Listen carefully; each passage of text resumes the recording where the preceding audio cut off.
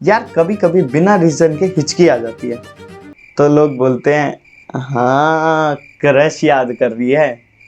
आओ इसके पीछे का साइंस समझते हैं। हिचकी एक्चुअली जब होती है जब हमारे चेस्ट के अंदर का मसल कॉन्ट्रैक्ट हो जाता है, और ये जब होता है तो हमारे वोकल कॉर्ड्स भी ब्लॉक हो जाते हैं, जिस कारण जैसी साउंड इफेक्ट आती है, और इसी को हम हिचकी कहते हैं। तो अगली बार से हिचकी आए तो सोचना मत कि क्रश आपको याद कर रही है, भाई ऐसा कुछ नहीं होता।